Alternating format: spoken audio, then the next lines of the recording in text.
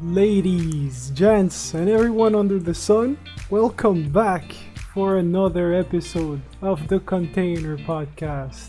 Episode 13 already. It's been a while, boys, but my co-hosts are back. My friends, Jacky and Kyle. What's up, boys? Yo, what up? What up? It's been like forever, right? It's been a while. A couple of weeks, yeah. What have we been doing, guys? Like, we need some excuse or something. Watching movies, working. I mean, that's legit. I think people can understand that. Yeah, I think if Nintendo can come up with some excuses for their delayed games, I think we can say that COVID has affected us all. So that's why. There was the direct day, yeah? Yeah, man. And we did a live reaction too. On a rating of 10, how much would you give it?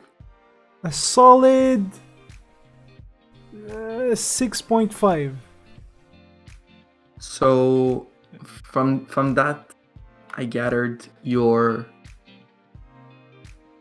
interest was a bit peaked, I guess, on certain elements, but you were disappointed overall. Yeah, that's for me.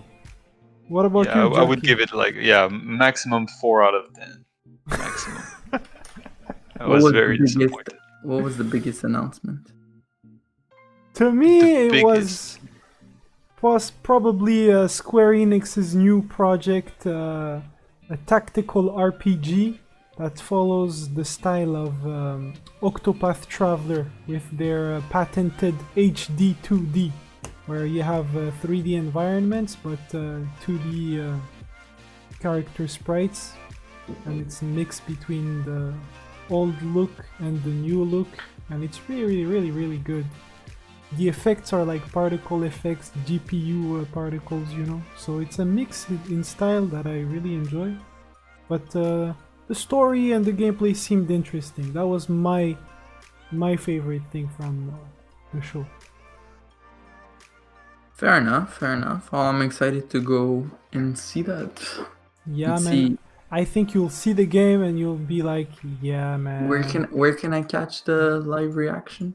The live reaction is not yet on the Container channel, but it is on the Muroso Nero channel, so you can go and watch it there. Okay.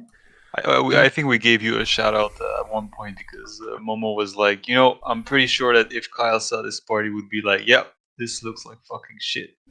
I said that, yes. Probably. I mean, honestly, I think you'll go through the direct pretty quick because you can skip at least like 70 to 80% of that whole presentation. No, fair enough. I'll give it a try. I mean, most of the games are, I don't know how to say, they don't seem like up in quality too much. You're like, I can't believe we waited 530 days to be announced this. But some other announcements were pretty cool. Like the Smash character reveal is a character I love, so I'm good with that. Like I said, Square Enix new project, good.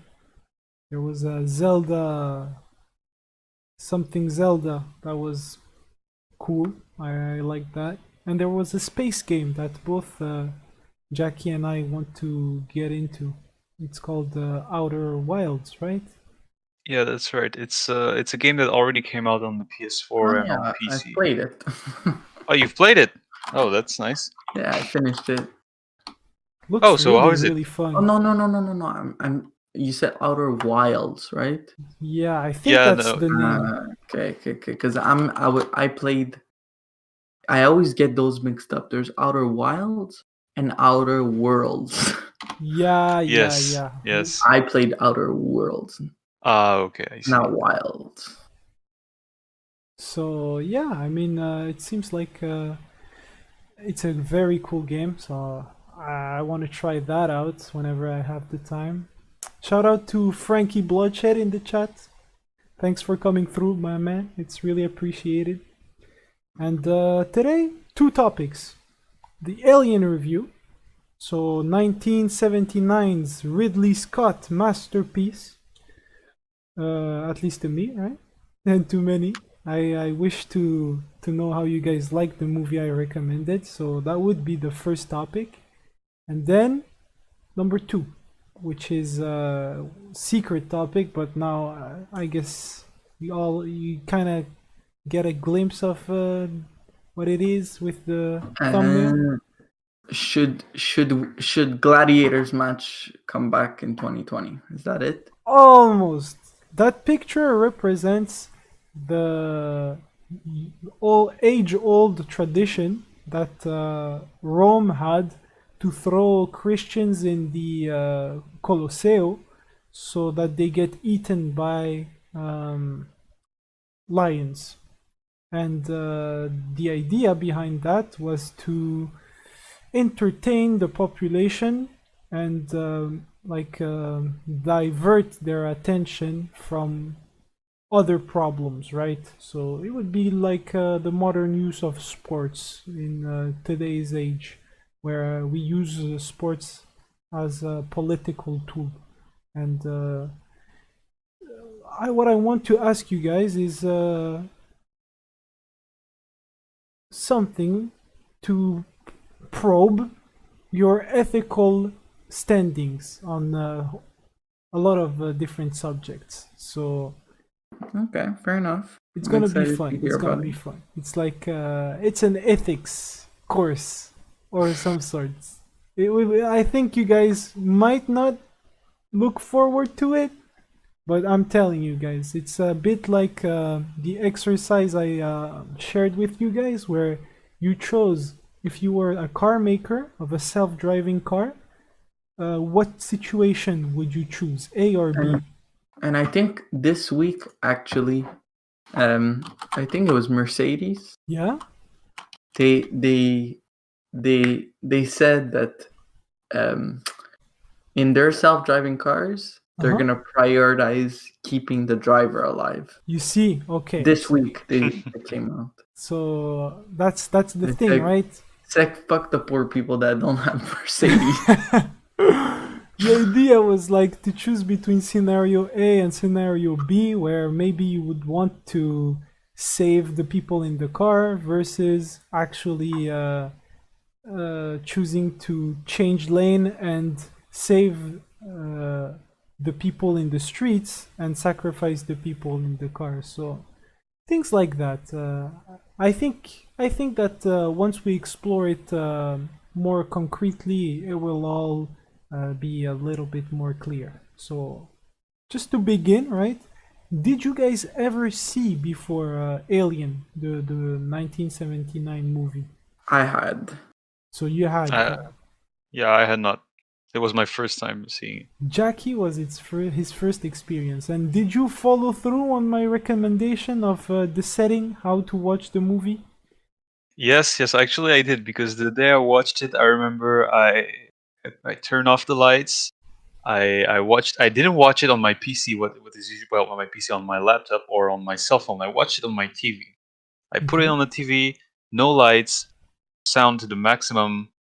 Well, you know what I mean, some kind of Almost. maximum. And I sat there and I just watched it, like I was at the movies. And what an experience! You were absolutely right.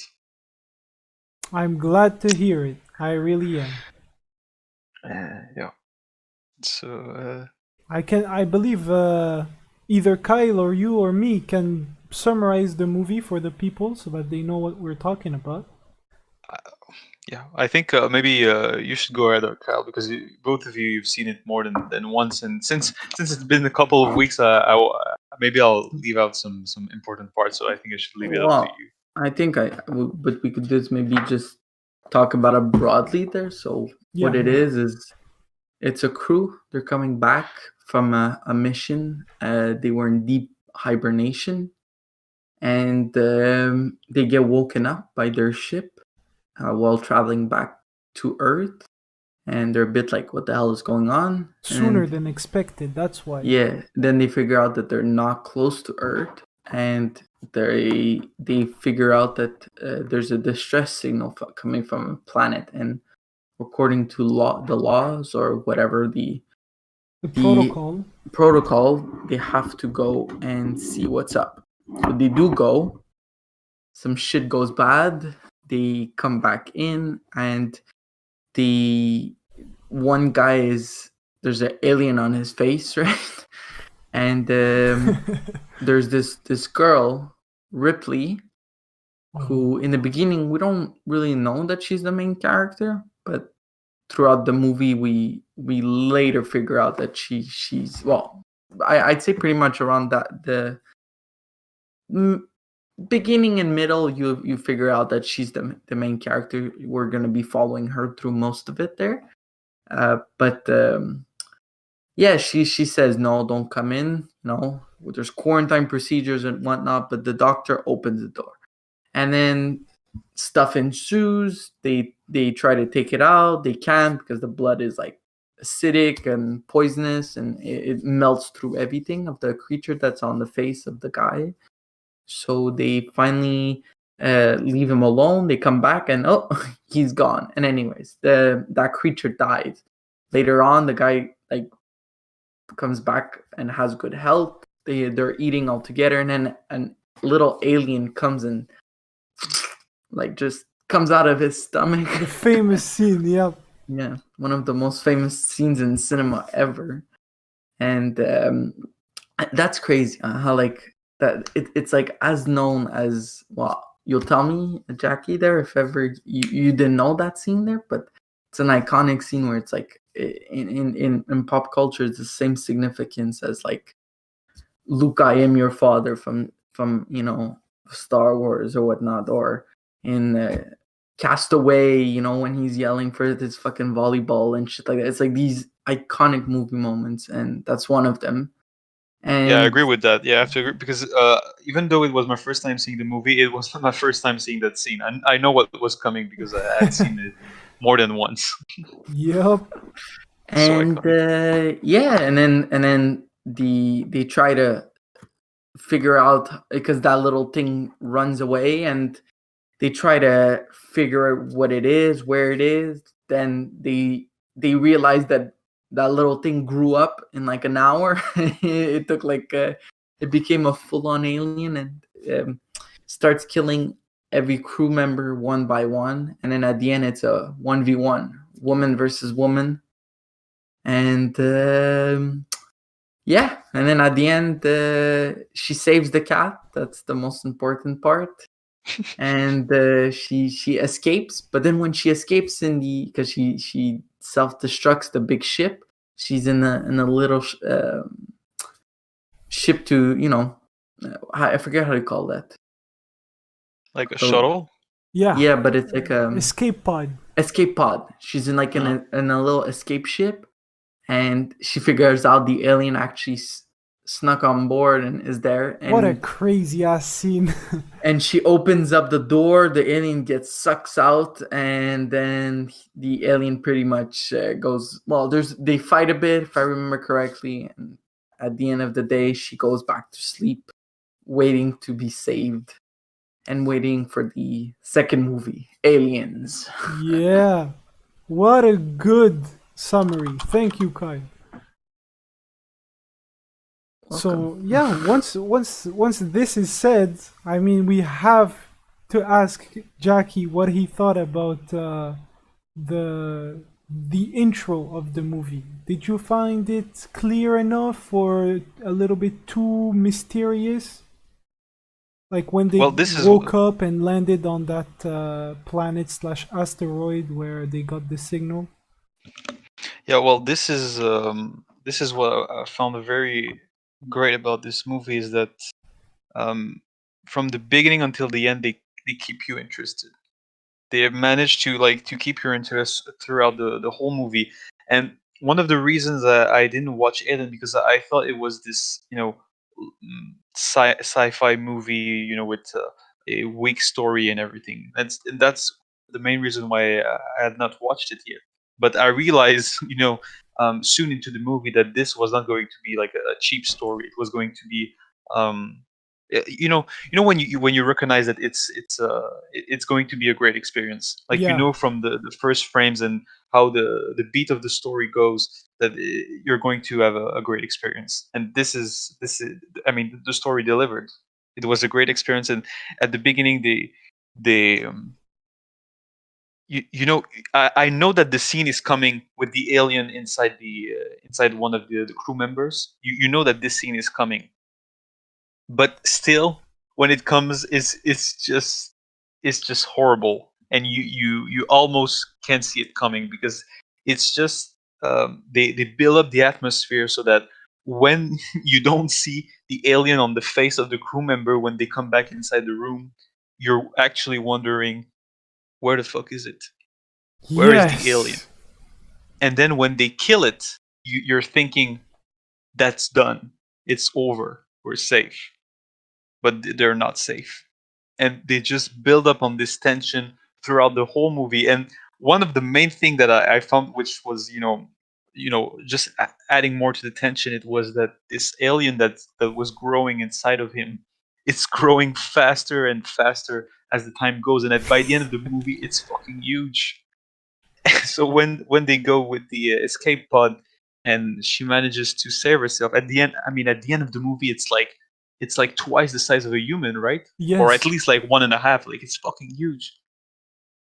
So yeah, for me, it was an excellent movie. I really enjoyed it.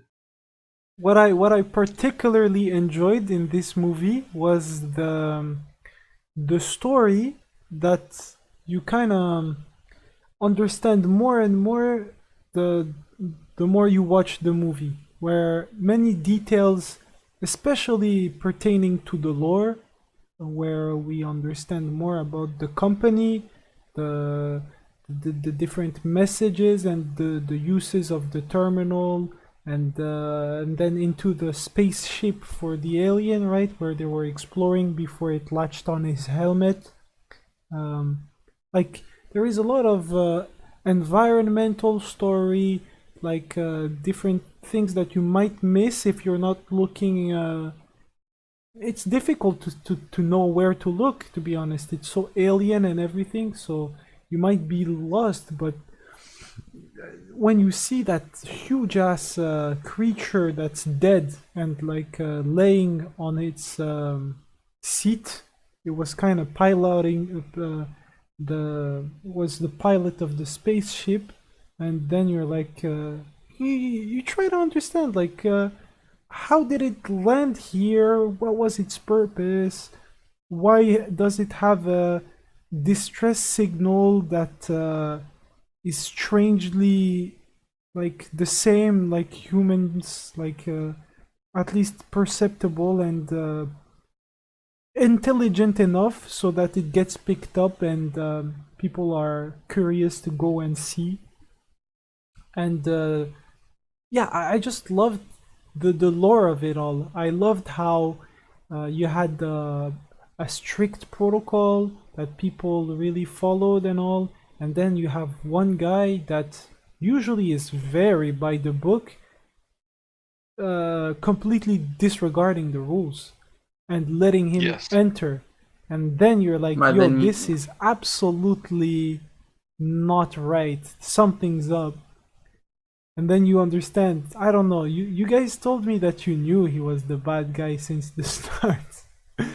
But as for Oh yeah, as myself, soon as as soon as he broke protocol, I was like, you dumb bitch. You're the you're the bad guy in this story, and we'll have to get rid of you at one point. did you have an idea that he was a robot? No, no, this I didn't. This I didn't see it coming, but I just it's funny that he's like the scientist on board, like he's the expert scientist, and they like the message of the story is that, well, scientists, when they want to gather information, they turn out like robots because they don't think about the consequences of their action, but they are just in for the science. So I thought it was funny that it was a robot in the end, but I didn't see it coming. Oh, they know the consequences. They're just like, we're ready to take those losses. No problem. Who gives a shit about a couple people, you know? Exactly. Oh yeah, that's right. It's That's way right. more valuable to have that alien in that ship, and it arrives safe and sound, well fed. I really It, liked it, man. I really did. Yeah, Kyle?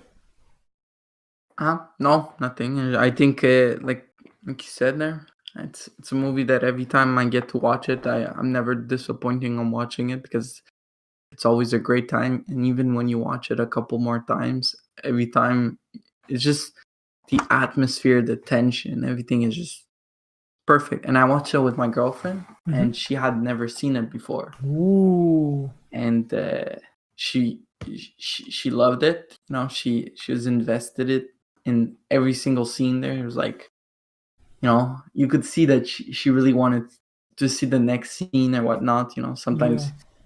you know, you Like one of sometimes people go like, you know, it's not for me or whatever, but she was hooked. So I think one of the reasons she might have been hooked was the characterization of the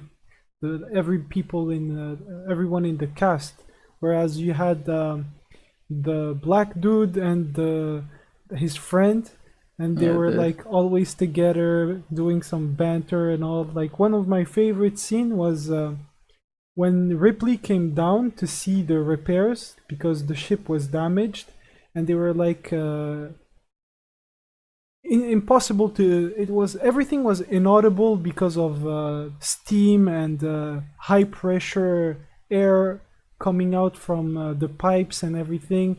They were like, what are you saying, and thing like that. And then she's like, oh fuck, man, fuck off, bro. We'll talk later.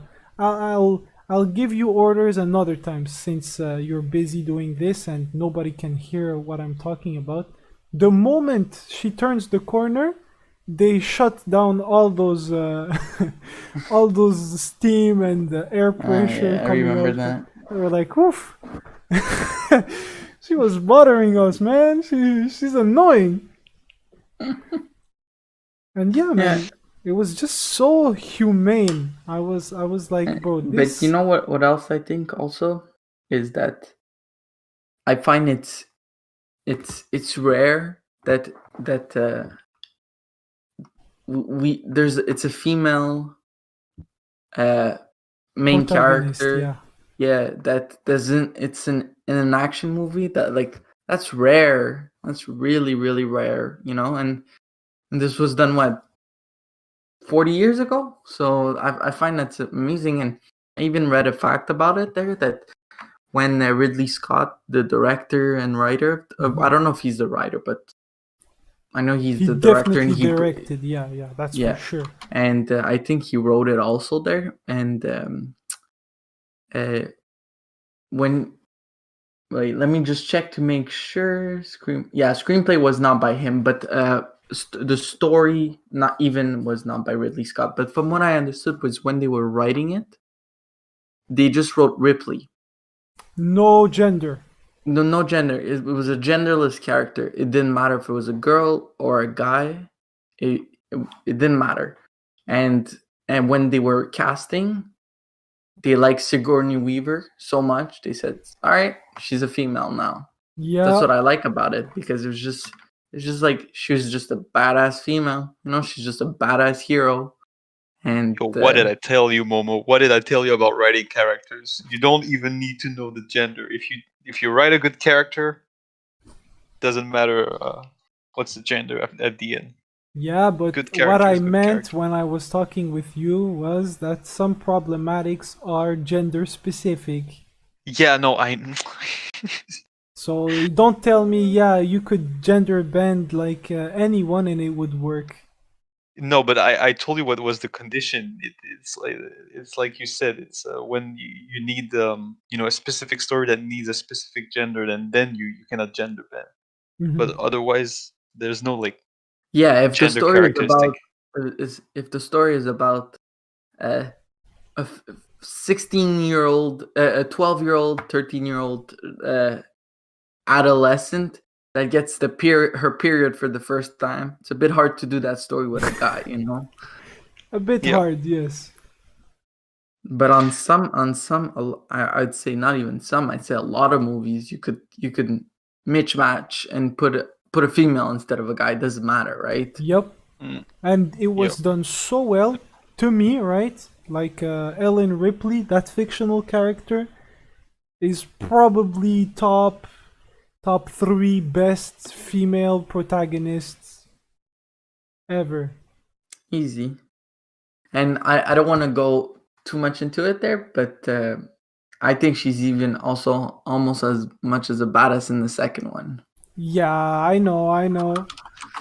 And I don't think the second one is as good. It's more of an action movie than Yeah, it's more of an action movie than a thriller horror-ish there, but but it's a Well, this good. is what I I wanted like to the ask. series. I really do. I watched everything. yeah, I watched. I haven't watched Alien 3, but I've watched Alien 3 Prometheus. has some jokes in it. I think that they're a cinema classic, bro. And it's David Fincher that directed Alien 3. Damn, he's one of my favorite. He's my everyone. favorite director. Dang, favorite. He's almost like him and Denis Villeneuve are my top two. Okay. Damn. All right. Well, you see, to me, Alien 1, 2, and 3 all have their charm and did what they wanted to do well. Then, like 4, 5, I don't remember if Well, there's I don't I know know how I the know numbered. there's There is Prometheus and Alien Covenant. there. Covenant. Yeah, those two I are really good. But I enjoyed Alien Covenant there, but Prometheus I didn't. To be honest, I didn't get much of it until I looked online and read the. okay, yeah. 'Cause Because I was so invested in the lore, right, that I really enjoyed it myself. I was But like, I "Yo, like but that where do this they come movie. from? How? Why?" I like that Alien 1 is not it doesn't rely on Alien 2, Alien 3. It's almost own standalone movie, and Yeah, you you can can watch it stop as watching there. Yeah, no problem. It's perfect. It's like you said, as a standalone movie, it does its job. It's like, to me, it's a flawless movie. It's the way they filmed, the music, the sound effects, the way actors played their part.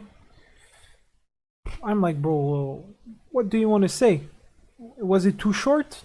I think it was just long enough. Yo, there is one scene. I don't know if you saw that version of the movie, because, there is always like director's cut and shit like that.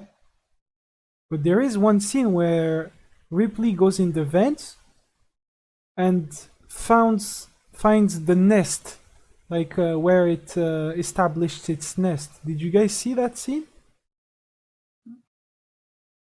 I don't recall it. yeah, I don't recall it too. And then we saw Dallas that went missing, right? And I was like, Was it Dallas, what the fuck? I don't remember that. Yeah, me neither. It creeped the fuck out of me, because the way Dallas died, right, was horrible. He went in the vent and they were like scanning, and they were like, where is he? Where is he? Behind, in front? We don't see anything. Just keep moving forward. And then he moves forward and they close the vents, and then he keeps up. Where is he? Where is he? Oh my god, what a scene! I loved it. Did you guys enjoy that scene as much as me, or it was a normal But scene for you? it's like I said. I don't remember it. I don't recall that scene. Oh God. He had his flamethrower. Yeah, I remember the flamethrower. I remember when you went to the vent. Yeah. Yeah, I mean, yeah. it was super tense. It was super tense. And but then, I don't. boom, he appeared in the radar, but it was already too late. Oh yeah, now I remember. And then, yeah, it was like the last time we ever saw Dallas, right? But if you saw the version that I'm talking about, you see him another time. I think they cut it for a reason, probably because they didn't feel like it was needed. But we see his body being like attached to some bio, That I like don't remember. like a mushroom like disgusting thing that like absorbs his I don't know, bro. I don't know what was happening, right? But he was not good. He was dead but not buried, and that was very disgusting. So yeah, I mean, in terms of deaths, I don't know which one you found the most memorable, but his was pretty memorable to me. Me will for sure be the The cat guy, no, the how you call it? the tummy alien guy. No, the android. I find it's the most Oh, satisfying. and with all that milk. True They that. they ask him something before it dies, like before like they turn it off or whatever. Mhm. What did they say? Oh yeah, they ask him about like the chances about going back, right? Yeah, Or surviving or something. yeah. Like we're in like deep shit. First, why? Like the orders and everything, and then he explains himself and the company and everything, and like what can we do? And then he's like, you can't do shit, bro. It's a apex predator, completely. It will dominate you physically. It's smart. It can survive heat, cold. It can do anything, bro. It's too strong. That's why we wanted to study it, because it's too good, right? It's like It's Because the they're apex predator, but he got blown out of. there is yeah, probably well, a chance he survived in the vacuum of space. I know. yeah, but it's me. You know when because I honestly I thought that when she managed to leave and like everything exploded, there was something about the camera angles and the way that you sense that it's not the end of the movie. You know what I mean? You know when you like there's something fishy. It's too simple. Yeah, It's yeah, not yeah. satisfying enough. So I was like, please let it not be inside the I the see what you escape mean. pod. Yeah. And then when she sees it, I'm like, well, she's fucked now. She's going to die. It's the end of the movie. She's not going to survive. I was sure she was not going to make it. And then when she started putting on the suit, I'm like, what the fuck are you going to do with the suit? You think this is going to protect you from the teeth of the alien? I was like, it's Oh, over for you. What the fuck are you going to do? And then when impaled. she opens what's it called? Like The the not the shaft. door. Yeah, when she opens the shaft, I was like, "Oh my god, this is so smart." And then gets the Oh, fuck out. Do you think you would have preferred the ending that she dies? absolutely No, not. Not for me. no. I don't think I would have preferred that. But I was. But to me, I was like, what is she gonna do now? She's fucked because she doesn't have a weapon. She's like, there's the fucking cat right there. But what can she do? Like, there's nothing to do left. She's going to die there. But then because I was like, there's no escape until she opened the shaft and then it vacuumed out of the. I thought, yeah, that was brilliant. If it were me, I would have died. I was just giving up. I was like, what can I do now? Well, fuck it. This movie is so good. I really loved the scene where they brought him back in and were trying to scan him, trying to see whatever they could do to get that face hugger out of him. Hmm. And everything was cool in that scene to me. The scans, the dialogue, the effects, right, where they were like trying to cut its limbs and then was coming out like its blood and it was melting everything in the ship. Like that scene was especially well done to me. I Yeah, and at the beginning, when they go on the planet, and when the alien, like grabs his face mhm. and goes through his mask, and then you don't see that full scene. You just see him like encounter the alien, and then it cuts, and then you go back inside, and the next time you see him, he's just lying on this table, and it's all white. Around you have full lights, and it's just horrible. It is Yes. just horrifying because he's just lying there and there's that fucking thing on his face. And you don't know what it is, but you're like, oh my god. And as you saw, right, when the thing latched on him, it cut, and then we came back to it way later. But then you saw the helmet once they like removed it from him. It was completely melted off because of the acid, right?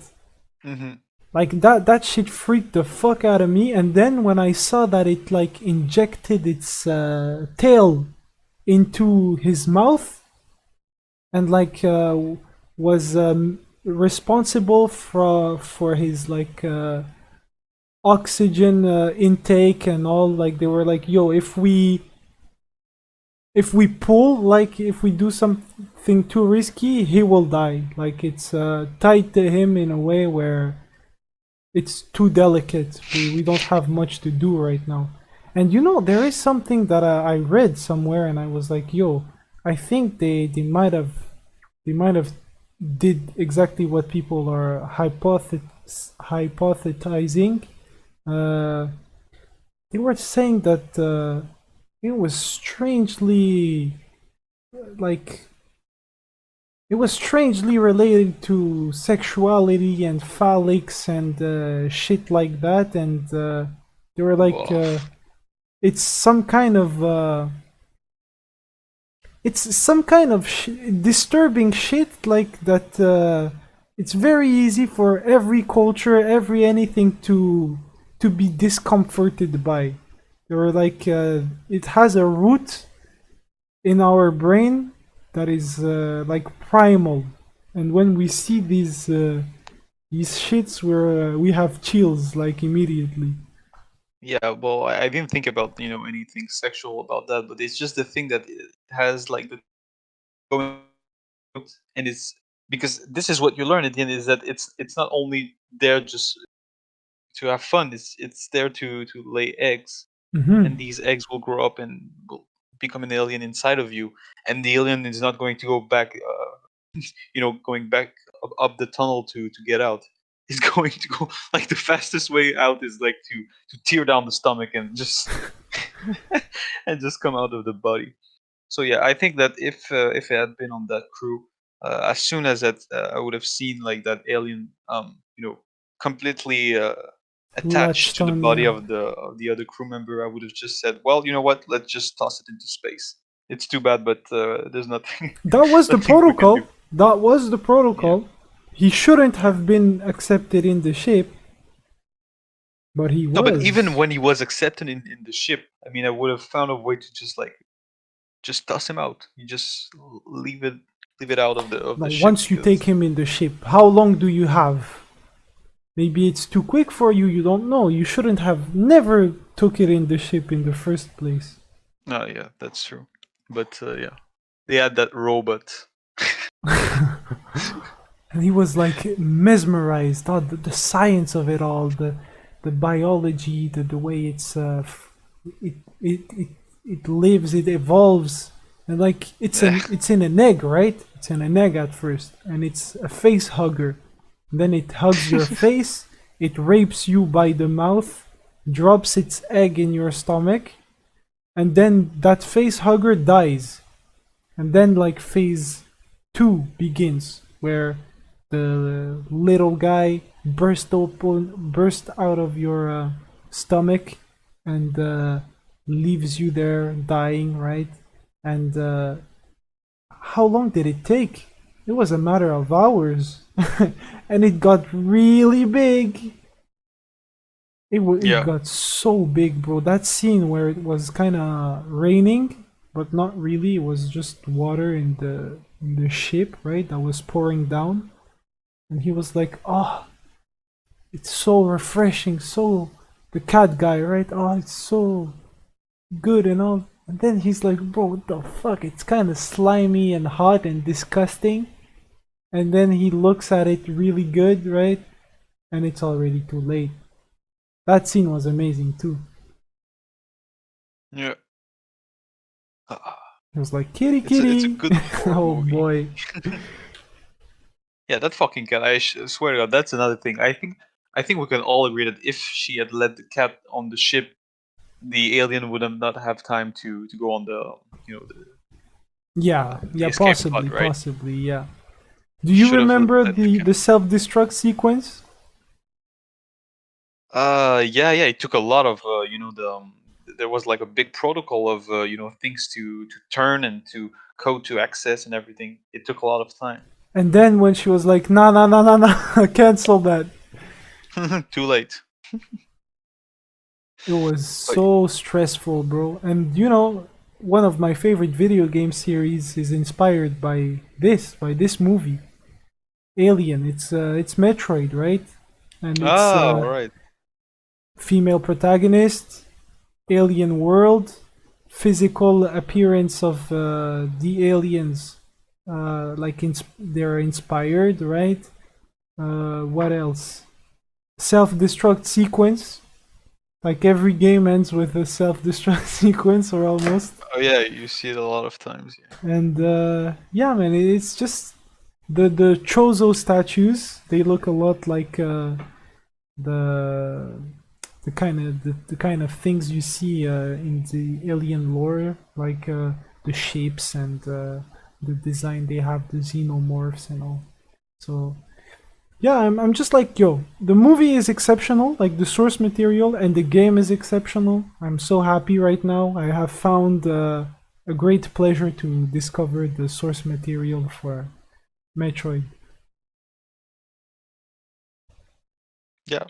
Well, it was like I said, I was very pleased to see the movie, and it was a surprising experience.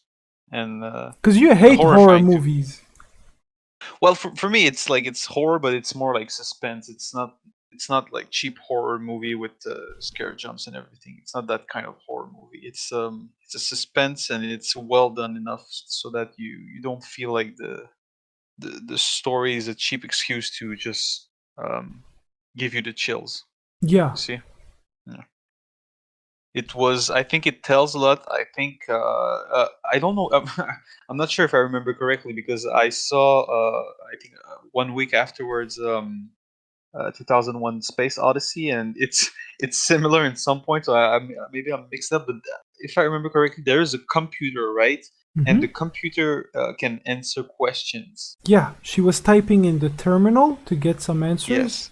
and was getting denied most of the time. And when But at one point she's like, "What's the protocol? Like, what do we have to do?" And they're like, "We have no answer. We don't know what to do." And no, and then she gets one. Like one of the questions goes through, and it was like about the protocol, and it was like written that every life is disposable, and the mission goes first above anything else. And when she read that, like she turned around, if I remember well, and she saw the professor. But afterwards, after they kill the robot, right? She goes back to the computer room. Or not? I think so. Maybe. I kind of forgot, to be honest. Because me, what I remember is that at one point she just asked like what we should do, and the computer doesn't know what to do. It cannot compute. It doesn't know. So it feels like they're doomed, but somehow it's just that I think that the machine cannot predict how about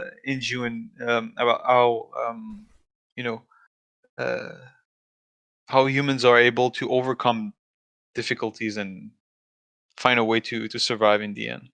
Yeah, and what I liked about it was how different attitudes were punished and Ripley's was rewarded. Like you can see some kind of, to me, right, some kind of affinity or preference from the people that wrote the story. That be it men or women, it's not what's important. What's important is what you do, what you think, right? And you see that most of the people did some crucial errors, like And some have had very bad luck. Like I'm thinking about my man that went ahead and fell into where the eggs were. That was an accident. He didn't mean to fall. But you could say that he got too curious too, you know? Like, if you want to over-interpret or analyze, you can. Well, I remember like the two guys that were buddies. They were after money. They were like, "Are we going to get more money? We have money to do this now. We're going to get more if we go do the rescue mission." Yeah. But in the end, it doesn't matter because they died. So Yup. money or no money. Straight up. So, Oh. I don't know if Kyle, you want to add anything else to the Alien review discussion? No, I think we went through pretty much everything of it there. I think it's, again, when we're talking about it, I'm like, you know what? I wouldn't mind rewatching it. I find it's, especially when you close the lights, you watch it on a big screen there. I think it adds to it, and it's an incredible movie. And I'm glad that you suggested it, because I used that opportunity to pressure my girlfriend to watch it, Let's go. and we had a good time with it.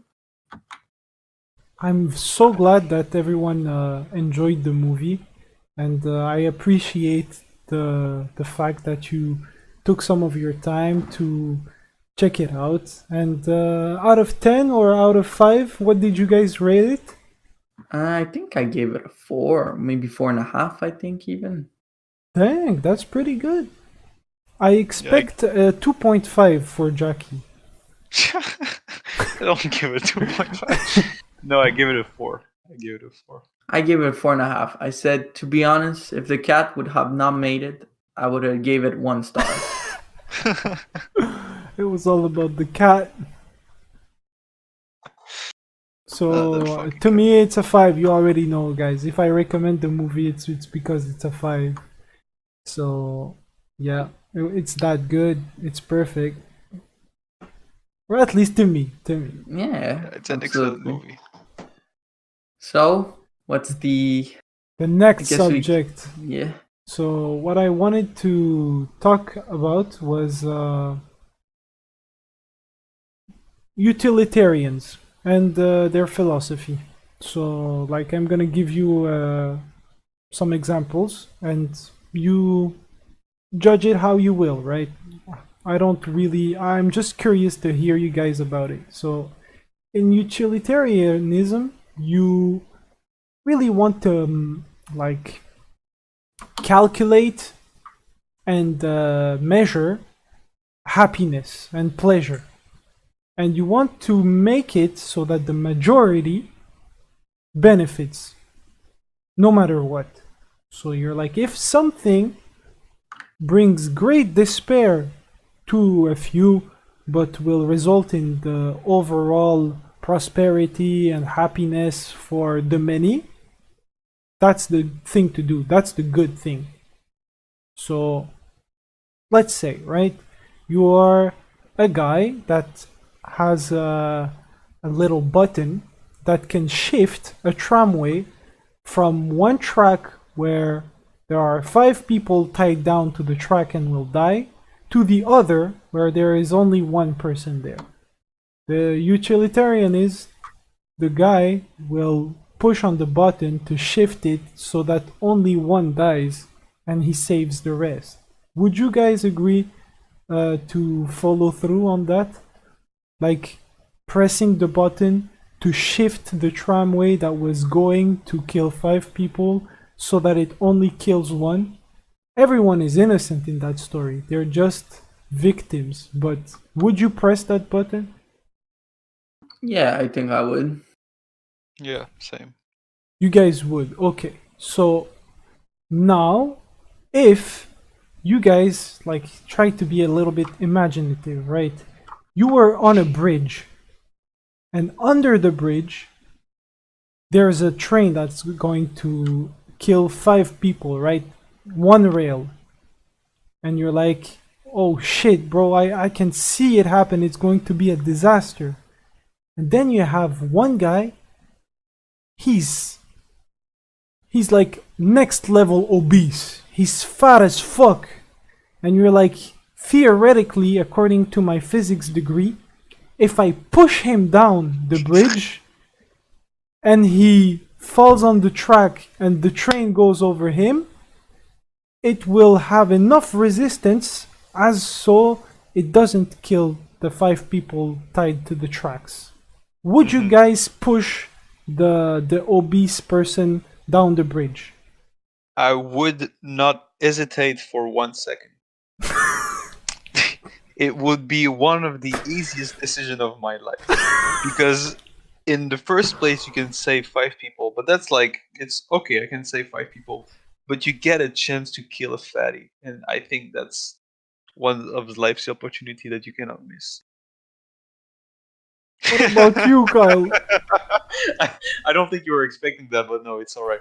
No, but honestly, what I think, I'll let Kyle answer afterwards. But to me, like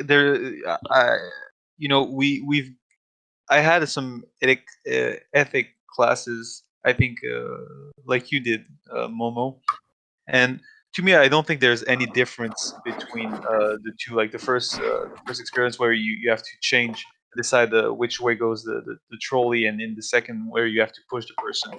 A lot of people, when you ask them these types of questions, they'll tell you, well, it's harder when you have to push the obese person over the bridge. The truth And is he's that obese, right? yeah, he's obese. Well, he's obese enough so he can stop the train. So Okay, gotcha. you gotta think like very obese, like omega obese. I agree yeah. I agree completely. I find there's absolutely no difference between you pushing and you, like, as long as there's the consequences is what matters. That's always how I see it. Yeah, because I mean morally. I mean, if you're pushing somebody and it's blocking the train and saving people, and you actioning a lever to change that, I see it in my eyes. It's the same. It's the same thing. There's no difference to it. Yeah. Yeah, And would you at the end one like dies. sacrifice an innocent to save the many? That's a thing you would do, like even if it means having blood on your hands? I think I would. I mean, because remember, you killed that guy. That guy is dead. Yeah, absolutely. And the thing is, I always think in this situation, I always was like, yeah, I have no conundrums with it, right? I don't think, but I think it's when you go into the specific examples of the trolley problem, right? Like, okay, well, on one side there's kids, and then on the other one there's doctors, and blah blah blah. That's where I find it becomes a bit harder. There, it's a bit like, it's like, okay, but now who am I to judge, right? Who are you to judge to sacrifice the obese dude and the innocent guy to save the 5 other people? Honestly, I think I would kill the 5 people. Just we have enough humans on the planet, so a couple more. No, I'm joking. But no, I think I'm really of the optic of usually, in most circumstances, you should prioritize the many over the single, right? So that goes in all situations. Doesn't just have to be the trolley problem, right? I always think that the individual is less important than the collective. Okay. But I'm gonna expose you to another theory, right? Which is called Kantianism, after my man Kant, of course, Immanuel. So the guy, opposed to the Utilitarian, the guy thinks that you would have to base the morality of an action not on consequences, but on intention. Yeah, so I get it, but I find because you have to be guided and motivated only by goodwill and duty. Yeah, I disagree with that because I find like goodwill is useless, right? You consequences is always what matters, right? That's always what the future is based upon, right? But Like think somebody's about it, right? Like, if we're um, talking about theft, if we're talking about lying, about murders, about crimes, sometimes such actions will result in more happiness than other alternatives. but that's what I see it as. There's more good consequences. Like let's say I'm there and I have a gun and Yeah. I'm aiming it at baby Hitler, right? Now I'm killing one man, but I'm gonna be saving a lot of people. I mean, look, there's gonna be a historian or something that says no, man, there was a Hitler 2.0 that was just down the street. He would have took his place, right? Yo, I'm not what's that? talking about that. I'm sorry, what's that theory that says the more a conversation goes along, the likelier Hitler and Nazis will come up? Yeah, it's the Goodwin. Goodwin. Yeah, I I think swear that's to the name. God, it's so true. Yeah, the longer. Because it's Yeah. easy to use, right? It's Yeah, easy yeah. to, but I see it like that, right? Where I'm murdering somebody. It's wrong, right? It's it'll bring consequences, right? I'm killing somebody that did nothing, right? But at the end of the day, am I is better? It's hard to judge, right? Is it bad consequences, good consequences? That's that's where I find it is problematic. Not through this, like you have 5v1. Look, I'm not gonna think too hard about that. Yeah, but what But if it's the one is the person you love the most in this world? yeah, and that's where I think their theory goes to shit, right? Somebody that is what is it? I forget. Utilia. It's people are either utilitarian or That's it. right now I'm putting it versus Kantism. Yeah, I can't. It's KNT, right? Yeah, yeah, yeah. Yeah. Yeah. That's where I think there's I think both theories are equally as But no, like bad and good at the same time because we're humans, right? yeah, We're selfish people. Let's say I have my mother that's on the bridge and I have to push her to save 5 other people. Well, those 5 other people can go fucking die. I don't give a shit about them, right? yeah. You see? It's when there's nobody there, when you're removed from the situation. But when you're put in a situation where it's people or whatever, then it gets muddied up a lot, right? But why though? Because it shouldn't, Because right? You should it be shouldn't. acting It for the shouldn't. greater good. It shouldn't. But it's always the thing is it's very hard to be objective and to take your personal feelings out of anything. I think it's impossible, right? You're always gonna have a bit of subjective reasoning going on, and the reason is because you're yourself, right? Hmm. It'd be weird if you wouldn't think about yourself, right? Like that came out bad because that means everybody's You can rephrase it if you want. what I'm saying is that the only thing since you've been born, since you've had your first thought is yourself, right? It's you. And in that moment when you're about to push your loved one, right? It goes through all of everything from you because you've spent so much time with that person. That person either raised you or you love that person, and seeing life without that person is it's hard to imagine. It's almost unbearable, and you have to go here and kill that person for what 5 people you don't know. I don't.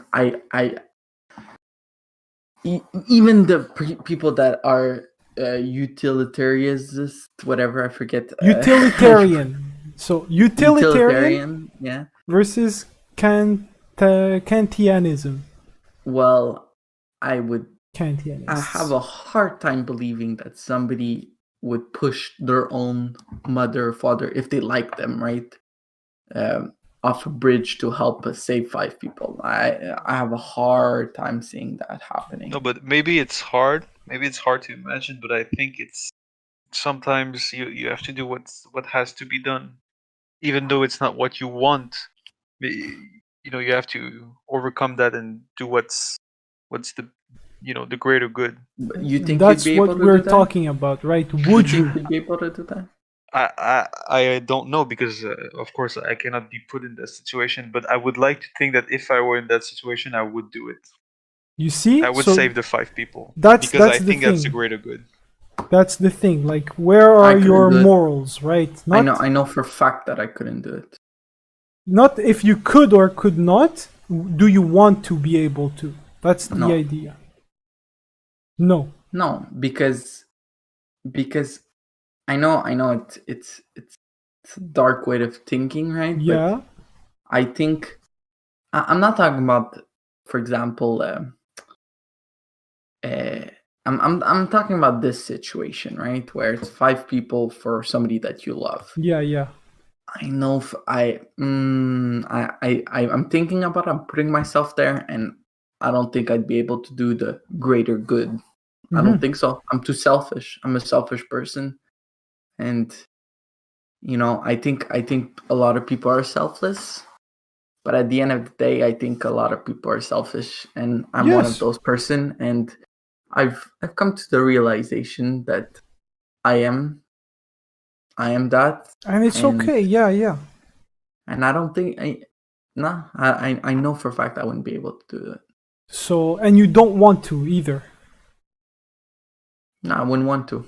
Like, you're like, yeah. If I could, like, program myself that in this situation, my body moves on its own and I do the right thing, what would the right thing be for you? I think the right thing would be to sacrifice that one person for the 5 people. 100%. Not me. You see, not me. To me, that's not the case. To me, I'm like more in that Kant way of thinking, where it's all about the intention. I'm gonna kill somebody. I'm gonna kill somebody to save other people, and I don't want to kill. I don't want to kill. I don't want to. That's not the way I want to live. Let's say life, right? I say let's say you have a wife, right? Yeah, yeah. You love her to death. Now you have to choose between your wife and all of planet Earth. Yeah, but what does that mean? Because the context is clear, right? Die. If I push, you have to if I shoot push the your wife in the head. If I I shoot your wife in the head, like, or let's every bring it person like on Earth more dies. realistic, bro. Because the train is coming, right? So that's you can't escape that reality. Okay, I'll put you in a situation. You're in a room. There's a button, and there's devices on in every person's head in the world. And if you press that button, except for you and your wife, right? And there's a countdown. If it gets to 0, that button is pushed automatically. But if you shoot your wife in the head, that button it gets disabled, and the stuff in the head don't exist anymore. Yo, that situation is fucked up, bro. I want to know your answer on that. That situation is fucked up, bro. I have all of humanity's lives in my hand versus my wife's. I'll tell you what I would do. I would choose my wife. I'd press that fucking button because you gotta be fucking stupid for 7 billion people to get a chip in their head for it to explode.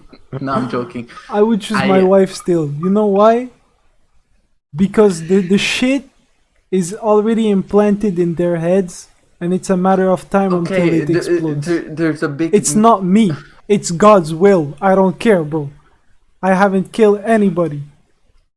But you do. No. I You could do, have but saved them, right? Just do the train thing, okay? You're with your wife on the bridge, and if you push your wife, it will stop the train, and you will Yep. save, I don't know, like 20 people Yeah, that are attached to the tracks. Yeah, Okay, yeah. what do you do? I would say, oh, what a tragedy, and walk away. I would film it.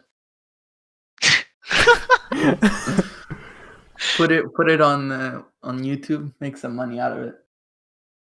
Jesus Christ! Think about it, guys. You guys are I don't know how you guys are thinking, right? You should see, explain it to me. But I don't have. it's taking somebody's life, bro, with your own hands. No, How? but okay. Let me ask you this: You guys are crazy. How does Kant, deal with the trolley? You know, when you have to choose if you let the train go over that. Kant is all about deontology. So what deontology means is the codes, like the deontology for doctors is you have to do everything in your power to save your patient. You have to, things like that. So that's I understand the codes. So Kant is like follow the codes, follow the not the consequences, but the motivation, right? Yeah, but in the case of the trolley, what will he choose? Will he choose to let the trolley, go over 5 people, or will he turn the trolley to that one person? I mean, let's see. I couldn't because I get what he would do in the case where you have to push the person, but to me there's no difference between the two, because like to me when you see the system, you're part of the system. Whether you decide not to push the button so the trolley can change tracks, or whether you leave it be, it doesn't change that the fact that you chose to kill 5 people. Yeah, there's so no difference. Kant is clear with that. Kant is clear with that. He says that we shouldn't do bad things, in quotes, for the greater happiness, which is the exact opposite of utilitarianism. So, according to him, if you have to kill somebody to save other people, it means killing somebody with your own hands. Mm-hmm. Versus letting people die, it's not on you, bro. Life was like that, if you see what I mean. That's how he sees it, at least. No, I understand that, but wouldn't you agree that it's a little bit hypocrite to look at it and say, well, I have the power to change the tracks on which the trolley is going to run, but the fact that I don't do anything does not constitute an action by itself. So when I don't push the button, it's like, well, that's how life goes, and you go like, I'm not responsible for that. I think it's why portrayed. Why? Like, Because explain yourself. It doesn't make sense to me. I'm like, yeah, because life happens every day. No, but yes, life happens. But the fact that you have the opportunity to decide what happens at this moment, it's too late. It's like when you see a quantum state.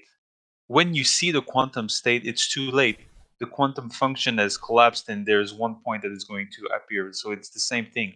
Once you've seen it, and that you know that you have, it's going to be the destiny of those people on the tracks, it's too late. You cannot just like close your eyes and say, I'm not part of this. You are part of this at the moment that you see that, and that we give you the opportunity to choose. Because it's like in the You're given the opportunity to take someone's life. No, but you're given also that's the problem. That's the problem. You're given the opportunity to take someone's life. No, you see it the wrong way. No, that's how he sees it. Kant, that's how he sees it. Yeah, but what I'm saying is that it's looking at it the wrong way, because the way Will you take somebody's life? under any circumstances? No, it's not. Yes. But that's not the question. It's not the question. The question is not, are you going to take somebody's life? Is somebody is going to die? Like, some people are going to die today, and you have to decide how many. Like this That's what this happens. very second, people are dying. Yes. Yeah, okay. What can we do about that? Yeah, but no, but this is what happens at this moment. Okay, Whether or nothing, not right? you're Nothing. But if I tell you, do a child sacrifice in your living room, and magically less people will die in the world, yeah. you would do it, because that's No, I wouldn't morally do right. it because I know that no, you're twisting the words and That's it's not crazy, the same bro. I'm like, hey, what the fuck is this? thing. You're putting words into my mouth. I am, That's not what I said. I am. No, because I know that a child sacrifice wouldn't work because it's You crazy son of a bitch. it I'd wouldn't do it. work. I'd do it. Just for the pleasure of it, you would do it. Just take a random child. No, but I think you know what I mean. I think it's being a hypocrite to just say no. We're going to murder someone if we take action. Well, if you don't do anything, you're going to murder 5 people. That's not Because- the definition of murdering, sorry. Well, the other one neither. No, it is. No, if you close your eyes, if you close your eyes on If shit happens that you're just a passenger, like just seeing, right? If things No, happens it's- and they die, you're not a murderer. You're a murderer if you do something to influence No. it. No, I think you're a murderer if you have the. It's not like if people die, you're a murderer if you witness it. It's not what I'm saying. What I'm saying is if you didn't do anything to stop it, you're part of it. What does it need as a condition to be stopped? It needs you to push the button. And take somebody's life. Yeah. How can you say, yes, I will? I will take somebody's life.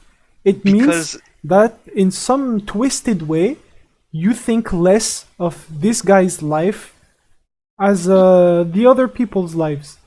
no, it's not because I think less of Islam as per se. Is because the way that I think, I don't know. Well, you'll correct me if I'm wrong, but the way I think I perceive what you're saying is that shit happens and people will die.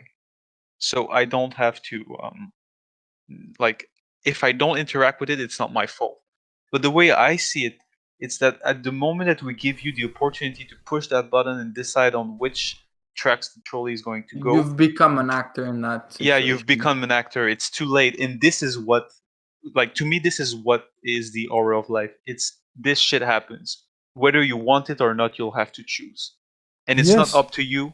And it's not up to you to decide to say, well, if I don't do anything, I'm not part of it. You're already part of it. And it's not for you to decide. You're already part of it, but to what extent? To what extent? Do you want really, like, I can't understand the way you think.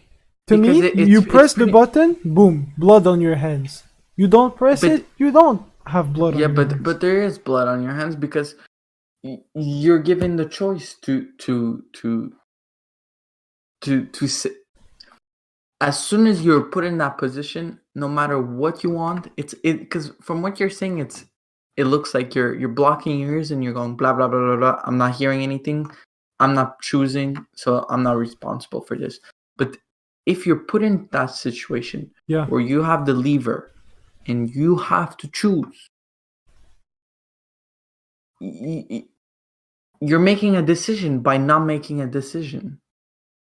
And that's better than making the decision to take a man's life.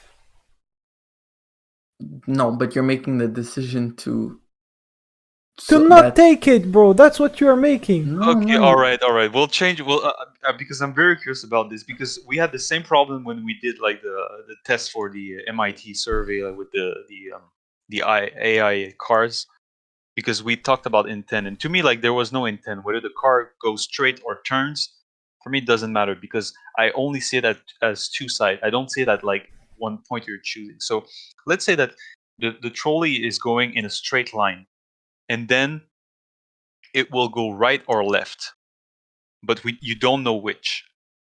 All right. because from your point of view, you cannot see what's on the track, so you don't know on which side it will go. And on what side you have like 1 people, and on the other side you have 5 people. Then what will you do? What are you talking about? You can't see. I didn't understand. Okay, so in the first example of the trolley dilemma, all right? Yeah, yeah. What happens is that the trolley is going in a straight line on the tracks. Exactly. Okay? The tramway is going in a straight line, and on this line there It are 5 separates in people. two. Yeah, it separates in two, but the trolley is going toward the 5 people. Yeah, with no change, with no influence, it will kill 5 people. Yes, exactly. Now, what I'm saying is that instead of that, let's say that you are from a point of view from which you cannot see on which side of the tracks the trolley is going to go, so that the tracks just splits in two, and on the right side you'll have 5 people, and on the But you left have a side way to force it to go on one side, no matter yes, where but it's yeah, coming exactly. from. You can decide on what way, and I think I know your answer, but let's just see what will you do. Will you choose, if you go on left side there's 1 people, right side there's 5 people, what will you do? You just pray, bro. You just pray and say peace on their Relax. soul. They're dead, bro. You see, that's why I say it's being But then, being our put me on one of those tracks, and you'll have another answer. yeah, I know, but Because no, to but me, seriously, what you, self-preservation is like a step above those morals. Which means I said under no condition I would voluntarily take someone's life. But if somebody's coming at me with the intent to kill, and in the exchange we have where I defend myself, they die, I am not morally in the wrong there. okay, but what if, okay, let's say that on So one if side the one of, train, like I said, is coming for me, and I can choose to make it go for them, I will make it go for them. but you see, that's not a dilemma, because what you're basically saying is that, oh, if the train goes for me and the people responsible for putting the train there are on the other side of the track, I'm going to put them towards them. But that's not a dilemma. That's like, it's like, of course this is what you're going to do. They're trying to kill you, but like, I think that saying that, oh yes, I'm not all against murder, because I think that in the case of defending yourself, well, of course in the case of defending yourself you're not against murder. I mean, it's basic common sense to defend yourself. But Basic common sense. That's what I thought about our last example. My man pushing his mom from the bridge, bro. What the fuck? Yeah, I would. I would actually think I would. Yeah. Bro, I'm gonna make her watch that segment of the podcast. I don't care.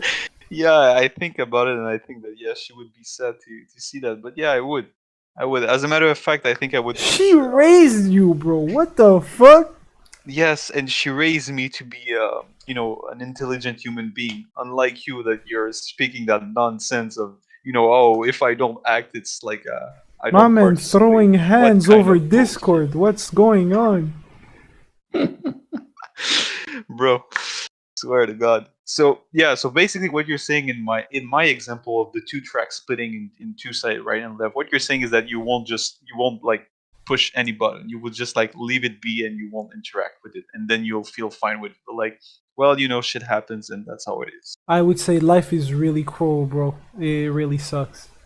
If All only right. if only the train didn't go on people like tied on the tracks. Yeah.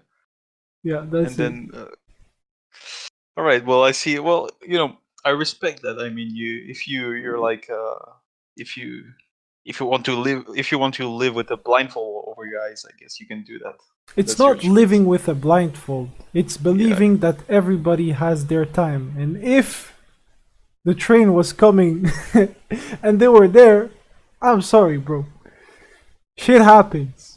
All right. Okay, I'll give you this last example. Your train is going on a straight line towards somebody that there's like one person attached to the tracks. Okay, all right. It's going towards that person. All right. And if you push the button, it's going to go on another track, and on that track there's 5 people. All right. Do you really think I'm gonna change my answer on that one? All right. But the difference is that one person that's attached is your younger brother. Bro, that's a question that has the how do we say, the actual what you would do and the hypothetical what you would do. Yeah. The hypothetical what I would do is pray for my brother and be like, you know, your time has come. You will everybody gets put into this world, is born, and everybody dies. It seems like your time came Tough before luck, mine. buddy. Your time came before mine, sadly. But in actuality, I would spam the fuck out of that button, bro. All right, I see. I guess I wonder, Kyle, if I think it's the same. I think you and I we think the same way. So for me, I don't think there's a difference between this one I think I agree with you that I think the right thing to do would be to save those people, the people. However, I think since we're humans and we're selfish, I don't think that I would react that way. Yeah, I mean, I think for you, like for me, it's the same thing as pushing the person. There's no really difference between the two examples. So I think you would do the same thing as like for Yeah. pushing your mother. You would save your mother and you will kill those 5 But people. you guys' hypothetical is different than mine. Yes, that's but the difference. You But guys' actual is the same as mine. actual. Like if you were in that situation If I didn't know the person, Kyle, yeah. Yes, I agree with you that if I knew the people, then I would have a harder time, and I think I'd choose the single person instead of the 5. But if I didn't know the people, it was 5 random people. Fuck, I care. That person is going on the tracks. Yeah, I would, but not me. I would. The person that I know would die. So the And I would lesson say- from this is, if ever I'm on a bridge and there's a train coming, I better hope that I'm with Momo and not Jacky. I swear to God, bro, the madman. Because Jacky would be there pushing me right. Like I would without hesitation, dead. Bro, even if there were no 5 people to save, I would just push you for the camera. So there you have it. We just learned that Jacky's a serial killer. I mean, you know why I would just like save and everything. It's just for the fun of killing people. That's why He started young, bro. He didn't tell you, but he has a lot of blood on his hand already. No doubt. Well, I think it's actually one of the best way we can end the podcast on. Yeah, absolutely. I think though that we need the next suggestion for next week. And that's the responsibility of who? Jacky. It's my turn. So yeah, all right. So after all this, dilemmas and everything, we'll go back to the movie. So, all right. So a few months back, we watched Princess Mononoke, and Great since movie. that day, I've been very intrigued with Studio Ghibli. So I was curious to see what else they offered, and after watching Owl's Moving Castle, I was hungry to see it all. So now we're a couple of months after our review of Princess Mononoke, and I haven't seen all the movies from Studio Ghibli. But By the way, he let me turned into a massive Miyazaki fanboy. Just saying it. yeah. Oh my god, I'm watching documentaries and everything, and yeah. Well, I think that all Ghibli movies, like all the Ghibli movies I've seen, can offer something magical. But Princess Mononoke always remained like that one that I prefer the most. Until I saw 2 other Ghibli movies that made me question my ranking. and one of those movies is The Wind Rises. So it's not a great adventure like Princess Mononoke. It's not like this fascinating journey like Spirited Away. It's more a personal and settled back experience about a young engineer during World War II in Japan. So yeah, I hope you guys will enjoy it. So again, The Wind Rises from Hayao Miyazaki of Studio Ghibli. And yeah, we'll probably talk about it in our next podcast. The man who said anime was a mistake. His most popular quote ever. Yeah. All right. So I'm man. excited to see it. I haven't seen it. Never before. Same. So, and I like it when it's movies that I've never watched. So. Oh, that was a dig at me, huh? Sorry? Oh, no, I'm just saying that I've seen a lot of movies, and I think most of them, if not all of them, I've seen there beforehand. Mm-hmm. So I'm excited to see something that I haven't seen. Or Borg, Kyle watching I don't know how many movies. I'm trying to to keep up with you, watch like 1 movie, 2 movies per week, but I just can't do it. You watch like what, 5 or 6 per week? It's just incredible how much movies you've seen. It depends. It depends week by week. It's just that with COVID and everything, the weekends, I'm in my apartment with my girlfriend, and we have nothing else to do. So and you both really enjoy it. So yeah, we went. But I did want to say so. I know that.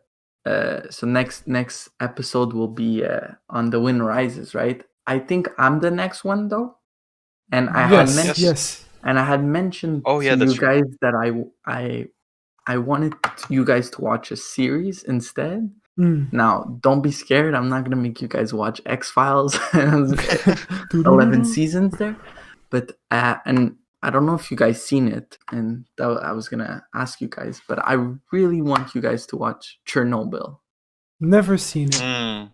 It's a HBO. It's I think 5 episodes, and that's why I wanted to mention it now to let you guys have time to watch it. There, it doesn't have to be. Let's say, maybe in the month we can talk about it. You know what I mean? Like we can give ourselves a long time for us to watch it there. Yeah. Okay. But I think it's a good thing that you mentioned it now, so that we got time to do this homework, because it will take obviously more time than just watching the movie. But yeah, maybe we'll be able to watch it in like 2 podcasts. But I think exactly. It would be if not, like we'll wait. There's no problem. What you guys can do is even 1 episode a week. They're longer episodes. It's not 20-minute episodes. It's like a good hour, maybe hour 15 minutes per episode. That's why I'm like I'm giving a lot of time. Yeah. But I think we should maybe do some Chernobyl nights. Yeah, we could do that actually. Like watch first episode together, second episode, and whatnot. There, I really do think it's I find it's on my Letterboxd, if I remember correctly. Let me just. Letterboxd has TV series also. Not all of them. It's not consistent. Yeah, Chernobyl, I gave it 5 out of 5. For me, that says everything. But then again, you kind of feel attached to those kinds of stories. So yeah, for sure. But I actually kind of I didn't rewatch it all, but I rewatched episode 2, 3, and 4, and parts of 5 recently, like about a couple weeks ago. And I was always like, okay, I really have to make them watch this there. It's too good. It's too good. It's you. Yeah, I'll let the work speak for itself when you guys watch it. I trust you. Very excited. I heard a lot of things about it. A lot of good things. Actually, only good things. I never heard about it, so it's gonna be crazy. Yeah. People were saying after the disappointing season 8 of Game of Thrones, like this was the good thing on HBO. Yeah, that did really, and I really recommend after watching it, there's a podcast that the filmmaker did, and it's a companion for each episode, talks about it and the decisions he made, the way what he decided to do. I think they're great podcasts, and they fill a lot of. They give you more information. They give you information of why he took decisions to show it this way, why he made people play a certain way and whatnot. So I really think it adds also to the experience. Now, this is not a requirement. I think just the series is good enough there. But if ever you guys want more, the podcast does help.